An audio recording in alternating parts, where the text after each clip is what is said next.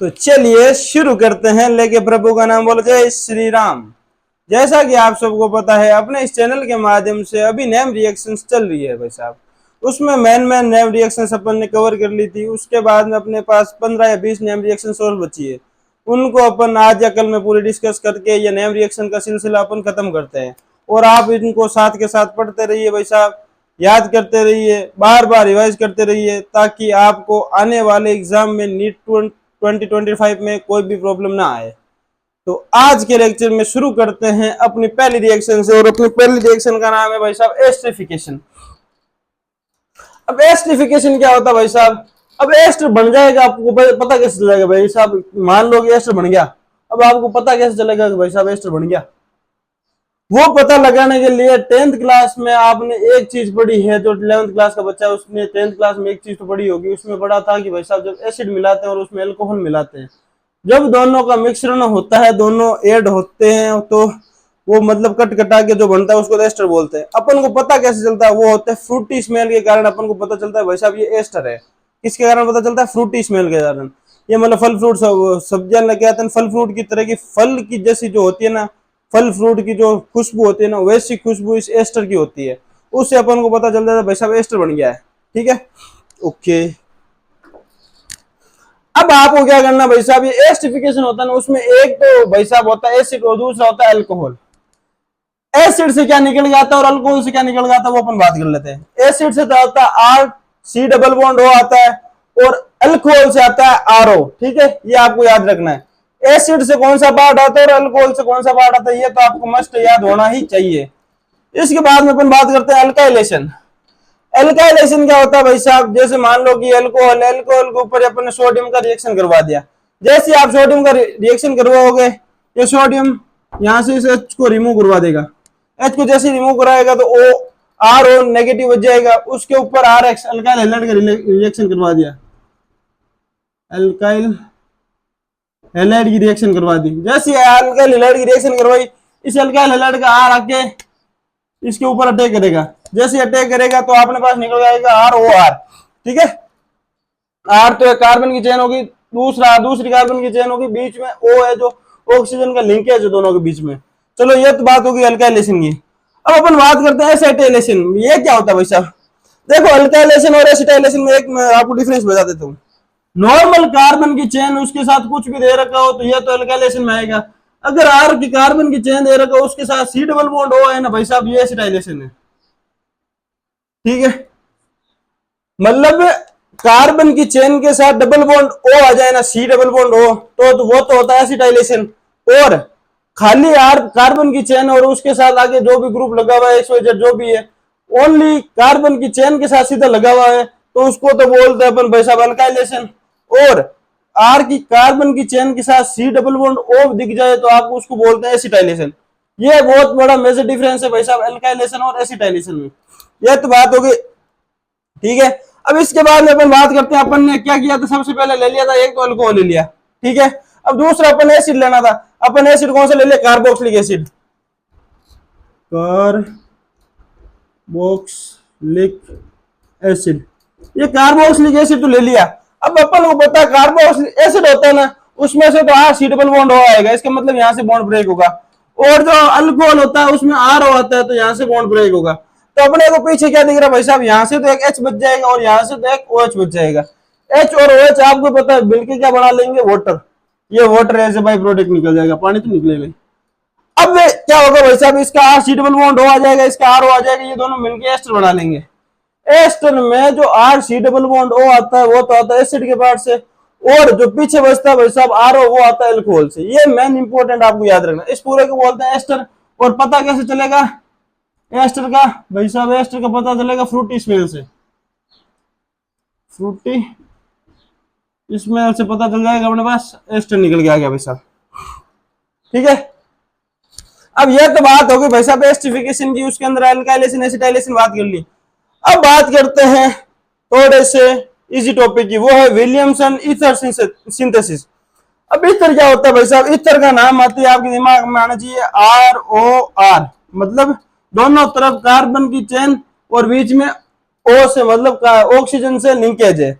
ये R की carbon same भी हो सकती है और डिफरेंट भी हो सकती है। R डैश का मतलब ये कार्बन की चेन छोटी मोटी भी हो सकती है, मतलब ये मान लो कि 5 कार्बन की है तो या तो ये 6 कार्बन की है या फिर ये 4 कार्बन की है, मतलब सेम कार्बन की चेन नहीं, थोड़ी बहुत छोटी मोटी कार्बन चेन है। डैश का मतलब अलग कार्बन चेन है, ठीक है। अब अपन ने क्या किया भाई साहब, एक तो कार्बन की चेन का मतलब सोडियम सॉल्ट ले लिया, ठीक है, ओके। फिर प्लस आर एक्स बोले तो अल्काइल हैलाइड ले लिया, ये आर डैश है भाई साहब। आर डैश बोले तो एक कार्बन चेन की अलग है, मतलब कार्बन चेन अलग है, जिसमें 5-10 कार्बन चेन जितने भी हो एक्स्ट्रा है, मतलब पहले वाली जो कार्बन चेन है ना, इससे एक दो कम भी हो सकते हैं, एक दो ज्यादा भी हो सकते हैं, कार्बन कितने भी हो सकते हैं अपने सर्वता अनुसार। ये भाई साहब SN2 क्या है, SN2 मैकेनिज्म अपन बाद में पढ़ेंगे, जब अपन आगे डिस्कस करेंगे उसमें आएगा SN1 एंड SN2। ये भाई साहब बहुत ज्यादा दिक्कत करती है, लेकिन इसका सिंपल ट्रिक के साथ आपको पूरा एग्जांपल समझा देंगे। एक होती है E1 एंड एक होती है E2, एक होती है E1 CP वगैरह वो कुछ करके बाद में वो आपको समझा दी जाएंगी सारी, ठीक है। अब अपन को क्या करना है भाई साहब, SN2 रिएक्शन के माध्यम से होता है, उसमें क्या होता है भाई साहब, ROR इथर बन जाता है। उसमें क्या होता है, पीछे से अटैक होता है वगैरह वगैरह, आगे के एलिमेंट निकल के भाग जाते हैं, ये उससे इथर बन जाता है। अब भाई साहब अल्को ऑक्साइड आयन किसको बोलते हैं, ये जो ऊपर लिख रखा है ना भाई साहब, यह तो हो गया अल्को ऑक्साइड आयन, और ये प्राइमरी अल्काइल का हैलाइड हो गया। आपको पता है अपन को बोलते हैं, मतलब किसको बोलते हैं, हेलोजन फैमिली को अपन एक्स के थ्रू डिनोट करते हैं। अब ये तो हो गया प्राइमरी। प्राइमरी क्यों बोलना है, 1 डिग्री अगर कार्बन के साथ जुड़ा हो तो उसको प्राइमरी बोलते हैं। प्राइमरी अल्काइल, अल्काइल बोले तो कार्बन की चेन, हैलाइड, हैलाइड बोले तो हेलोजन की चेन उसके साथ अटैच है, तो ये तो हो गया प्राइमरी अल्काइल हैलाइड। ये हो गया अल्को ऑक्साइड आयन। दोनों को अपन जैसे ही रिएक्शन करवाएंगे SN2 रिएक्शन के माध्यम से, ये रिएक्शन पूरी कंप्लीट होकर इथर बना लेगी। क्या बना लेगी वैसा इथर बना लेगी। ये तो जो सिंपल प्रोसेस है SN2 के माध्यम से वगैरह जो भी XYZ हो गया, इसको तो सिंपल बोल दिया विलियमसन ईथर सिंथेसिस, मतलब ईथर बनाने का सबसे आसान तरीका ये है, ठीक है। फिर इसके बाद में क्या है, विलियमसन ईथर कंटिन्यूअस सिंथेसिस। इसमें और उसमें क्या फर्क है, आप ये देखो, विलियमसन सेम आ रहा है, ईथर सेम आ रहा है, बस यहाँ पे कंटिन्यूअस आ रहा है, यहाँ पे सिंथेसिस सेम ही है, बस उसमें कंटिन्यूअस ज्यादा आ रहा है। कंटिन्यूअस का मतलब सेम, मतलब रिएक्टेंट लेना दो तरह के, मतलब दो तरह के अलग अलग रिएक्टेंट नहीं लेने। जैसे इस तरह में, इसमें क्या लिया था, एक ये रिएक्टेंट लिया था और दूसरा ये रिएक्टेंट लिया था। इसमें क्या करना है भाई साहब, एक ही तरह का रिएक्टेंट लेना। क्या करना है, एक ही तरह का रिएक्टेंट लेना। इसमें अपन ने क्या किया, 2 मॉलिक्यूल अल्कोहल के ले लिए, मतलब दारू के 2 मॉलिक्यूल ले लिए। क्या कर लिए भाई साहब, 3 पैक के 2 मॉलिक्यूल ले लिए। उसके ऊपर अपन ने क्या करवा दिया भाई साहब, उसके ऊपर अपन ने करवा दिया कंसंट्रेटेड H2SO4। कंसंट्रेटेड H2SO4 डाल दिया, वो भी 140 डिग्री पर। क्या कर दिया अपन ने डाल दिया कंसंट्रेटेड H2SO4 140 डिग्री पर। अगर अपन 140 पर डालते हैं तब तो बनेगा इथर। अगर इसे ज्यादा टेम्परेचर कर देते हैं, 170 कर देते हैं, तो ये इथर की बजाय बनेगा एल्कीन, ENE बनेगा। वो क्या होगा भाई साहब, ये जो डबल ये ROH है ना, यह टूटा के अपना डबल बॉन्ड में कन्वर्ट हो जाएगा। ये आगे की बातें जीओसी में अपन बात कर लेंगे इसके बारे में। तो भाई साहब जब टेम्परेचर कम होता है ना, तब तो अपन को क्या बनाना इधर, और टेम्परेचर ज्यादा होता है तो उसमें अपन को क्या बनाना होता है भाई साहब, एल्कीन, ठीक है। ये आपको ध्यान रखना है। उसमें आपको हमेशा ध्यान ये रखना है कंसंट्रेटेड H2SO4 होना चाहिए। क्या होना चाहिए भाई साहब, कंसंट्रेटेड H2SO4। ये तो बात हो गई विलियमसन कंटिन्यूअस में क्या आता है और ओनली सिंथेसिस में क्या आता है, ये आपको याद रखना है। कंटिन्यूअस में तो कंटिन्यूअस की बात हो रही, कंटिन्यू मतलब एक ही तरह के 2 बार प्रोडक्ट ले लो, कंटिन्यू बात चलती रहेगी। मतलब कंटिन्यू बोले तो जैसे कंटिन्यूअस आ जाए ना, कंटिन्यूअस आता है एक ही प्रोडक्ट, मतलब रिएक्टेंट को 2 बार यूज करना है। बोले तो अल्कोहल लिया तो 2 मॉलिक्यूल ले लो, उसके आगे वो सारा का सारा प्रोसेस हो जाएगा। अब ये तो बात होगी विलियमसन की, विलियमसन इधर कंटिन्यूअस की, दोनों बातें हो गई। अब यहां तक तो भाई साहब कुछ, मतलब आज की जो लेक्चर था उसमें ट्रिक और टिप्स कुछ नहीं थे। अब जो आगे के अपन 3-4 रिएक्शन पढ़ेंगे ना भाई साहब, उसमें सब में ट्रिक्स इतनी शानदार है, आप जिंदगी में नहीं भूल सकते भाई साहब। ये मेरा चैलेंज है, गारंटी ले रहा हूं। और उसमें से ये तो बहुत ज्यादा इंपॉर्टेंट है, राइमाटिमान, और एक लास्ट में इटार्ड में तो भाई साहब बीच का इंटरमीडिएट पूछ लिया था 2000 नीट 2020 के अंदर। बीच का जो इंटरमीडिएट होता है ना, वो पूछ लिया था, वो भी मैंने यहाँ पे लिखवा रखा है। आप टेंशन मत लो, वो कैसे नहीं, वो सब समझा देंगे आपको। तो अपन बात करते हैं भाई साहब, अगले अपने पास जो रिएक्शन निकल गया उसका नाम है राइमर, चलो राइमर्गी टाइमैन रिएक्शन। अब यहां पे आप एक चीज पे गौर करो, ये है टाइमैन।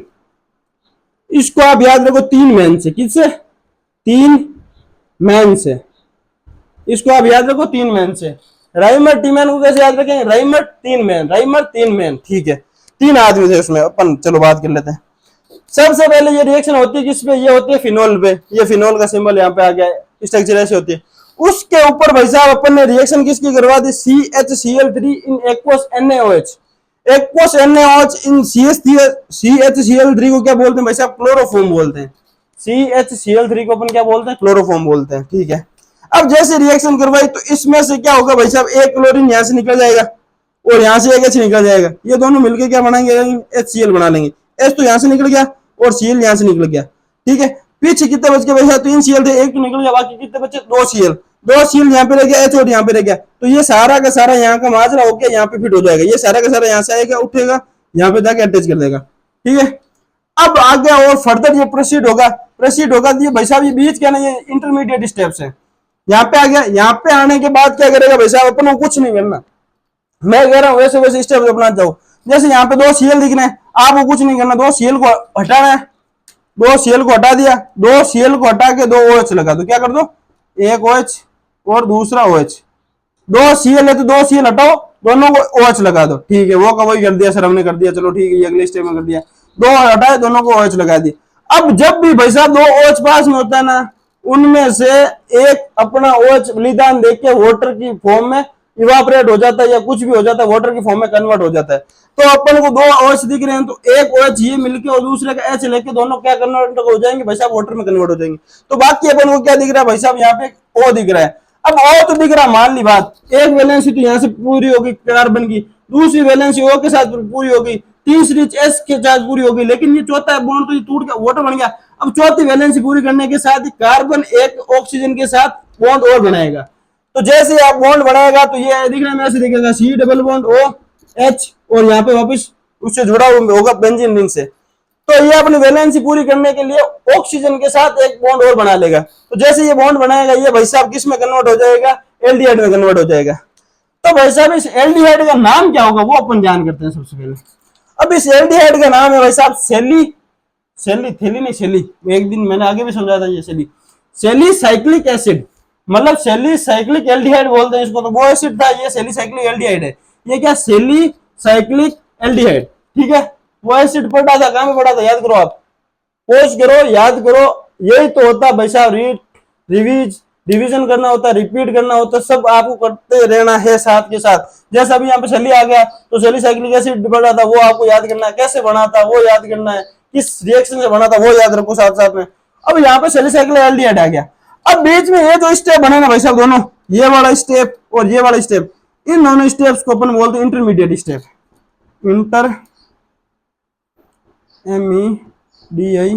Intermediate steps. अब ये भाई साहब इंटरमीडिएट स्टेप्स अपने क्या काम आते हैं सर, ये बताओ हमें। तो अब भाई साहब एक मतलब पता नहीं 2018-19 का क्वेश्चन था, उसमें पूछा था ये जो CHCl होता है ना, ये आगे कैसे अटैच होता है, मतलब कैसे अटैच होता है, वो आगे की बातें हैं, मतलब जैसे जैसे अपन चैप्टर पढ़ते जाएंगे उसमें बातें करेंगे। लेकिन आप ये सोचो कि भाई साहब रिएक्टेंट ये, प्रोडक्ट ये है, लेकिन ये जो बीच के माजरा है इसमें से भी क्वेश्चन पूछते हैं। ये एनसीईआरटी में हालांकि कहाँ पे भी नहीं लिखा हुआ, ये जो बीच की स्टेप्स लिखा रखे ना एनसीईआरटी में कहीं पे नहीं लिखे हुए, बस उसमें से स्टेप बाय स्टेप आपको चलता जाना है। कहाँ पे क्या रिएजेंट यूज हुआ वो भी याद रखना है, और कैसे ये बना, कौन सी रिएक्शन के माध्यम से बना, रीअरेंजमेंट हुआ या फिर इसमें कार्बोकेटाइन बना या फिर कार्बोएनाइन बना या फिर फ्री रेडिकल से बना या फिर SN1 से बना या फिर SN2 से बना, E1 E2 सब याद रखना है आपको। उसमें भाई साहब 2018 के क्वेश्चन में इतना गंदा क्वेश्चन पूछ रखा था कि ये CHCl2 कैसे ऐड होता है, मतलब ये कार्बोकेटाइन बन के ऐड होता है, कार्बोएनाइन बन के ऐड होता है, वो अपन बात आगे कर लेंगे, ठीक है। बस आपको मैं कहने का मकसद यही है कि जो बीच की इंटरमीडिएट स्टेप्स है ना, इनको भी याद करना मस्ट है भाई साहब। ये 12th की पोर्शन में आता है, 12th की जो ऑर्गेनिक केमिस्ट्री है ना, उसमें चैप्टर के अंदर ये रिएक्शन लिख रखी है, ये रिएक्शन है, इसके ऊपर ये रिएजेंट डाल दिया, जैसे रिएजेंट डाला ये लास्ट का प्रोडक्ट बता दिया, ये बीच की स्टेप्स गाइब है। लेकिन फिर भी उसने सीधा सीधा क्वेश्चन पूछ लिया भाई साहब CHCl2 कैसे जुड़ता है उसके ऊपर, ठीक है। तो ये भाई साहब जुड़ के बन गया सेलीसाइक्लिक एल्डिहाइड, ठीक है। अब अपन बात करते हैं 3 मेन की बात आई थी, टाइम मेन को अपन से किसने याद रखा था, 3 मेन से। अब 3 मेन की बात है तो यहाँ पे देखो CHCl3 दिख रहा है, Cl3 Tiemann 3Cl, Tiemann 3Cl, Tiemann 3Cl। कुछ लिंक हो रहा है बच्चों? लिंक कुछ नहीं करना, लिंक आपको ये करना है, टाइमेन 3 मेन आते, 3 मेन आपको दिखते, क्या करना है, 3Cl जोड़ देना है। 3Cl में से एक Cl तो अपने H लेके भाग जाएगा, वो आएगा, H दिखेगा, H के साथ भाग जाएगा, बाकी बच्चे 2 Cl, 2 Cl को हटा के वहां पे OH OH अटैच कर दो। आपको भी पता है 2 OH कभी भी पास पास में नहीं रह सकते, तो आपको क्या करना है, 2 OH में से एक OH अपना कुर्बानी देके क्या करेगा भाई साहब, वाटर में कन्वर्ट हो जाएगा। जैसे ही वाटर में कन्वर्ट होगा तो दूसरा भाई साहब ऑक्सीजन बचेगा, वो अपनी वैलेंसी पूरी करने के लिए कार्बन के साथ डबल बॉन्ड फॉर्म कर लेगा। जैसे डबल बॉन्ड फॉर्म करेगा अपने पास एल्डिहाइड बन जाएगा, तो अपना जो निकल आएगा आंसर वो आ जाएगा सैलिसाइक्लिक एल्डिहाइड। अब भाई साहब 3 मेन से तो लिंक हो गया CHCl3 टाइमेन। अब आप एक चीज और देख पा रहे हो, 3 टाइमेन 3Cl3। अब यहाँ पे जो प्रोडक्ट में आंसर बन रहा है ना भाई साहब, उसमें भी जो एलिमेंट है ना वो भी 3 आ रहे हैं। कैसे आ रहे हैं? CH और O, ये तीनों अलग अलग हैं, तीनों एलिमेंट आ रहे हैं। अब भाई साहब 3 मेन की बात हो रही है, Cl3 भी है और 3 प्रोडक्ट में आंसर आ रहा है, उसमें भी 3 आ रहा है, ठीक है। अब अपन बात करते हैं आगे की, आगे में ट्विस्ट है भाई साहब, वो आप क्या है वो सुनो। फिनोल ले लिया, फिनोल के ऊपर अपन ने बात मतलब रिएक्शन रिएजेंट डाल दिया, क्या डाल दिया, CCl4, वही एक्वस NaOH4। अब भाई साहब NaOH, अब इसमें आप एक चीज देखो कि उसमें तो था CCl3, इसमें है CCl4। अब आपको पता है एक Cl बढ़ गया, एक Cl बढ़ गया, इसका मतलब एक एलिमेंट भी बढ़ेगा, एक एलिमेंट बढ़ेगा, इसका मतलब जो प्रोडक्ट आएगा, प्रोडक्ट के अंदर जो आंसर आएगा, आंसर के अंदर जो एलिमेंट आएंगे, एलिमेंट वो भी 4 होंगे। कैसे होंगे वो अपन याद कर लेते हैं भाई साहब। 3 के 3, 3 से टाइमेन, ये तो पूरा ऊपर वाला हो गया। अब नीचे वाले के लिए अपन क्या याद रखेंगे, एल्कोहल है, एल्कोहल के ऊपर यहाँ से एक H मतलब Cl आएगा और यहाँ से एक H आएगा, मतलब ये वाला H जाके क्या करेगा, दोनों करके अपना सेटलमेंट करके HCl की फॉर्म में बाहर निकल जाएंगे। अब 3 Cl बचे हैं, तो मैंने आपको एक ही चीज समझाई, क्या समझाई बच्चों, मैंने ये समझे जितने Cl है उतने OH लगा दो, एक OH, 2 OH और तीसरा OH।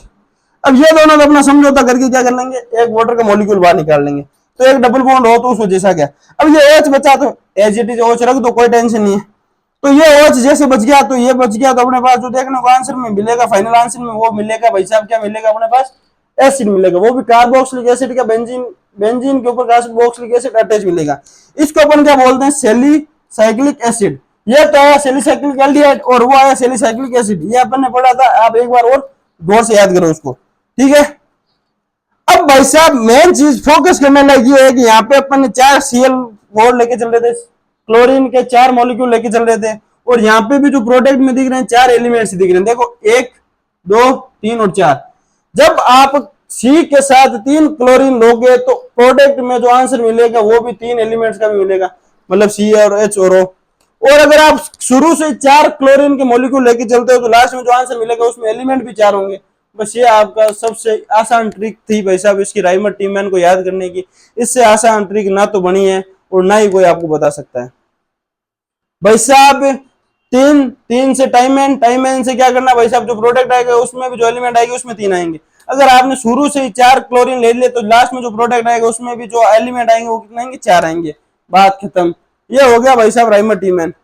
अब भाई साहब बात करते हैं रोजन-मुंड रिएक्शन। यह रिएक्शन थोड़ी मतलब इंटरेस्टिंग है, मतलब इसमें क्या है जो अपन याद रखेंगे ना ट्रिक वो मजेदार है। कैसे, इसकी अपन बात कर लेते हैं।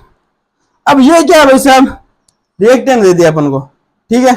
अब रिएक्टेंट के ऊपर जैसे अपन ने मतलब रिएजेंट डाला, रिएजेंट क्या डाला भाई साहब, H2 in the presence of PDBaSO4। ये आपको याद होना जरूरी है, किसमें, PDBaSO4। मैं याद करवा दूंगा, आपको टेंशन लेने की जरूरत नहीं है। अब भाई साहब RCOCl के ऊपर आपने H2 in the presence of PDBaSO4 करवा दिया तो अपने पास जो निकल गया वो आ गया भाई साहब एल्डिहाइड। क्या निकल गया, ALDEHYD एल्डिहाइड, ठीक है, एल्डिहाइड अपने पास निकल गया। अब भाई साहब आप सर हमें यह बता दो अपन हम याद कैसे रखेंगे इसको, चलो याद रखने। अब इसमें आपको एक चीज दिख रही है, वो दिख रही है रोजन। रोजन को आप याद रखोगे रोज से।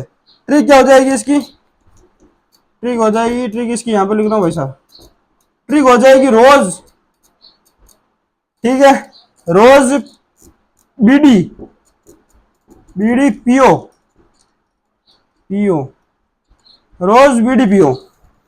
अब भाई साहब पीनी नहीं है आपको, आप ये नहीं हो कि भाई साहब नौजवान हमारे इतने कितना यहाँ पे पीने बैठ जाएंगे, अरे आपको पीनी नहीं है, थावस थावस।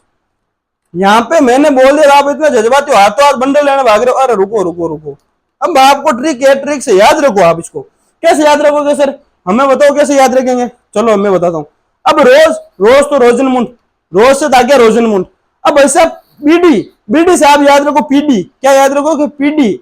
ये एक वो थोड़ा अलग लेवल का भी है, लड़कियों के लिए स्पेशली है, लेकिन वो भी सार्वजनिक चैनल है इसलिए वो से यहाँ पे नहीं बता सकते। लेकिन आप इसे याद रखो, बीडी को किससे याद रखोगे, पीडी से। क्या याद रखोगे, रोजनमुंड में जो रिएजेंट होता है ना उसमें क्या याद रखोगे, बीडी। बीडी की जगह अपन को क्या याद रखेंगे, पीडी। रोज बीडी पियो, पियो से कुछ मतलब ही नहीं है अपन को, ठीक है। अब यहां से अपन को सीधा पता चलेगा, रोज से रोजनमुंड, बीडी से PD, PD in the presence of BSO4, BSO4 इतना तो याद रह जाएगा यार। इतना यहां तक पहुंच जाओगे तो आगे कुछ है ही नहीं। मतलब उसमें रिएजेंट सीधे दे रखे होंगे पीडी, और आगे जो भी XYZ है उसके पीछे BSO4, आगे का जो एलिमेंट होता है वो आपको याद होना चाहिए। अपन ने मैंने सीधा याद रखवाते पीडी, पीडी को मतलब बीडी से याद रखो। किससे, बीडी से। बस मैं यही कहना चाह रहा हूँ आपको, ट्रिक से याद करो तो आसानी से याद हो जाएंगे। अब ये तो बात होगी भाई साहब रोजनमुंड की, रोजनमुंड रिडक्शन पूरा हो गया। अब अगली जो स्टेप आती है उसका नाम है भाई साहब रिएक्शन, उसका नाम है रिएक्शन का स्टीफन रिडक्शन। अब भाई साहब ये स्टीफन रिडक्शन क्या है सर, इसको अपन याद कैसे रखेंगे, इसमें कुछ नाम है, कुछ दिख रहा नहीं है, जरा ऐसे करना। अरे रोना नहीं है, मैं कह रहा हूँ सब ट्रिक के साथ पढ़ाएंगे तो सब ट्रिक बताएंगे ना, आपको क्यों टेंशन ले रहा हूँ। इसमें ट्रिक ये है भाई साहब, स्टीफन में आप तो एस को गोला कर लो सबसे पहले वाले को, और लास्ट में जो एन है ना उसको गोला कर लो। अब आपको कुछ ना कुछ चिमकने लग गया, चिमकने क्या लग रहा है, एस दिख रहा है अलग से और एन दिख रहा है अलग से। तो इन दोनों को अपन ने बना के क्या कर दिया भाई साहब, एसएन। एसएन होता है टिन, टिन बोले तो टिन का डब्बा, डब्बा बोले तो वो भाई साहब आयरन मैन, ठीक है। अब जैसे आरसीएन, आरसीएन की रिएक्शन करवाई SnCl2 in the presence of HCl, HCl बोले तो एसिड आ गया। मतलब आपको स्टीफन से याद रखना, एसएन, एसएन का हो गया SnCl2, SnCl2 in the presence of acid, acid बोले तो HCl एक एसिड होता है भाई साहब, ठीक है। H प्लस एसिड की मतलब वो मान लो कि मतलब एसिड को रिप्रेजेंट करने के लिए अपन H प्लस लिख देते हैं, H प्लस के साथ ले लिया अपने वाटर। अब भाई साहब यहाँ पे क्या करना, जो अगला स्टेप बनेगा ना इसमें, ये इंटरमीडिएट, ये क्या है भाई साहब, इंटरमीडिएट, इंटरमीडिएट। अब इंटरमीडिएट में अपन को क्या दिख रहा है भाई साहब, R दिख रहा है, CH, एक बॉन्ड यहाँ से तोड़ लेगा, ये तोड़ के क्या करेगा यहाँ पे जोड़ देगा, और ये जो C है ये भी अपने साथ एक जोड़ देगा, तो ये दोनों के साथ ऐसे जुड़ गया। जो ये स्ट्रक्चर बनेगा भाई साहब इसको अपन बोलेंगे इमीन। क्या बोलेंगे भाई साहब, इमीन। उसमें वापस एसिड की प्रेजेंस में क्या करेंगे, वाटर डालेंगे। जैसे वाटर डालेंगे अपने पास निकल के आ जाएगा एल्डिहाइड, एक तो निकल जाएगा एल्डिहाइड, एक निकल जाएगा ये क्या हो गया भाई साहब, अमीन, अमोनिया, अमोनिया, ठीक है, अमोनिया, AMONIA, अमोनिया, ठीक है। तो भाई साहब आपको क्या याद रखना है, जब RCN के ऊपर आप जैसे SnCl2 in the presence of HCl, hydrogen की प्रेजेंस में अगर वाटर डाल रहे हो तो आपको क्या निकल के सामने आ जाएगा भाई साहब, इमीन निकलेगा। जैसे आप इमीन के ऊपर एसिड डालोगे in the presence of water तो आपके पास निकल के आ जाएगा एल्डिहाइड प्लस अमोनिया, ठीक है। अब आप स्टीफन को याद कैसे रखोगे, स्टीफन नाम आते आप याद करोगे भाई साहब, स्टीफन में अपने एस पकड़ा था पहले, लास्ट में पकड़ा था उसकी टेल, टेल बोले तो एन पकड़ा था, दोनों से मिला के बन गया एसएन, एसएन से आपको याद रखना रिएजेंट SnCl2। बस ये भाई साहब इससे आसान ट्रिक हो ही नहीं सकती, ठीक है। अब इसके बाद में अपन बात करते हैं भाई साहब 43 नंबर रिएक्शन की। इस रिएक्शन का नाम है इटार्ड रिएक्शन। ये भाई साहब जितने आप इंपॉर्टेंट लगा सकते हो, तारे सितारे जितने लगा सकते हो लिखा लो भाई साहब, इससे इंपॉर्टेंट रिएक्शन है ही नहीं, क्योंकि 2020 में इसके इंटरमीडिएट से आपको क्वेश्चन पूछ लिया था।